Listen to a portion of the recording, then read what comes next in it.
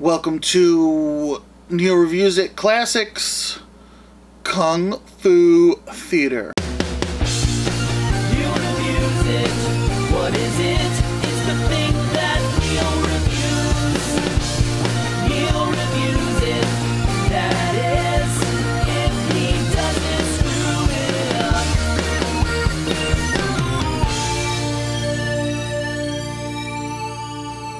Welcome back to the show. Neil Rubenstein. Welcome back. Hi. What am I doing? Neil Rubenstein Reviews It Classics Kung Fu Theater episode. Today we're going to discuss the movie No Retreat, No Surrender. I guess it's a Jean-Claude Van Damme film. I guess that's all aftermarket marketing, because he's in it for 2 fight scenes.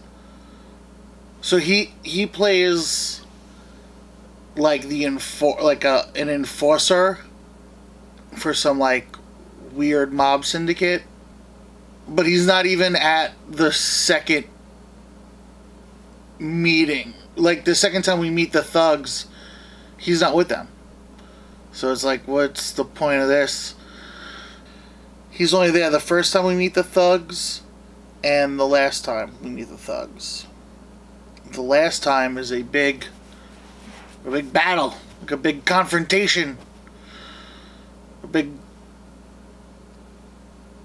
And I don't recognize anyone else in this movie at all. It's like too many like they didn't know how to make this one movie. So there's this one storyline where these like mafioso type guys are trying to buy all the dojos in America, because apparently they're from New York and the movie starts in LA, and they go into this dojo in LA and they're trying to they give no backstory. They don't give like the real reason. They just start with the, Mr. Stillwell, did you look at our proposal?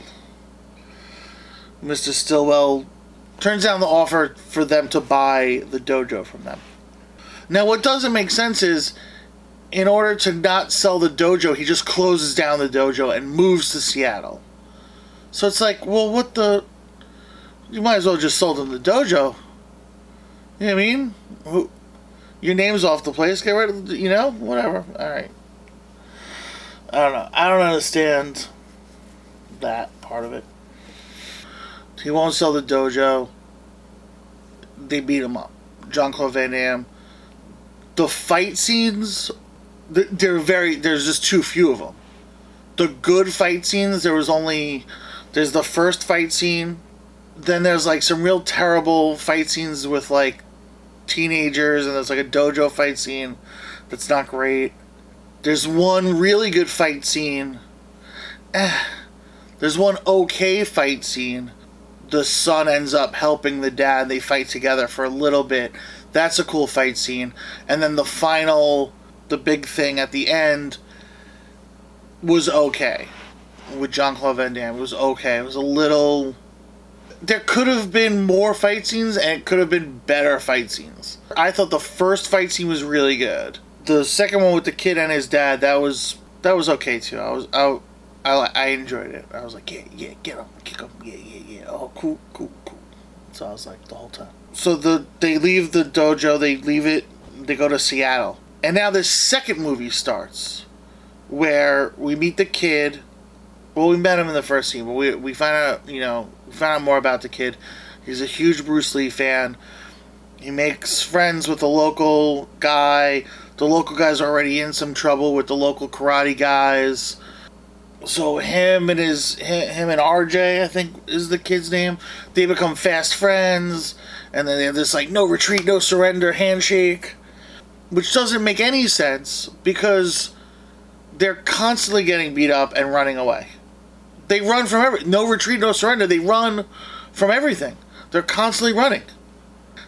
Then, like, fast forward, they don't explain it. They never show you meeting anybody or whatever, but apparently he gets a girlfriend.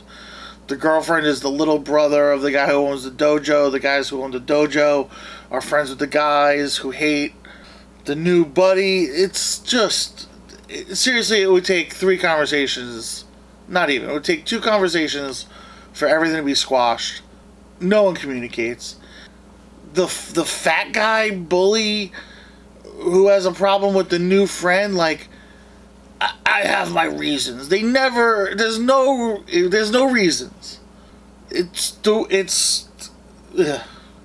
And Kelly's mine. Like, dude, she just made out with me. If Kelly's yours, you would have just made out with her.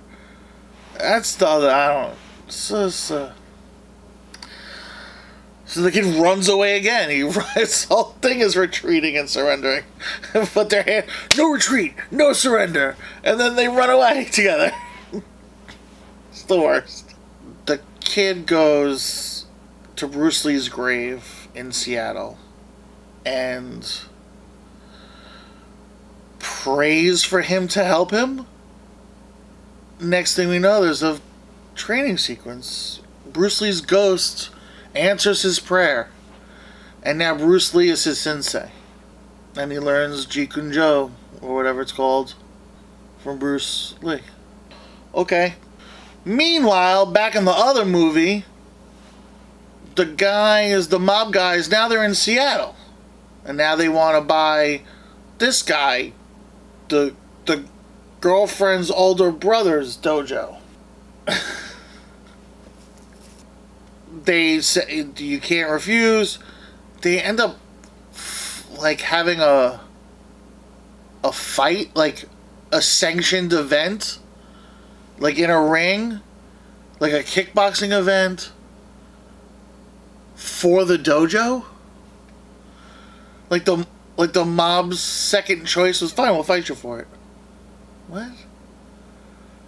Why do you have these thugs? So then Ivan, the Russian, he fights the owner of the dojo, beats the piss out of him. But during the piss beating, the sister grabs a stool and she goes to hit the Russian. And the Russian catches it and grabs the girl by the hair. Now, our other movie is involved. So now Bruce Lee's student is gotta fight Jean-Claude Van Damme. And that's how the movie ends, with one last fight. He goes, oh, I remember you. You're the son.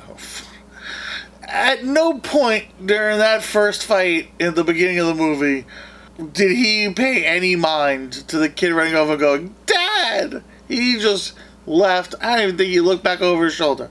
They don't even have them make eye contact at the beginning of the movie. And then that's the big fight at the end of the movie. Oof. Stinker. Real poorly done movie. I get none of these movies really have to have a great plot, but just give me something to get me from A to B. Like, anything with a little bit of... But hey, it just don't make it so bad. It was so bad. For fun, Skull bobblehead, I enjoy it. The fighting sequences are cool. I enjoy the boys' camaraderie, even though they're corny.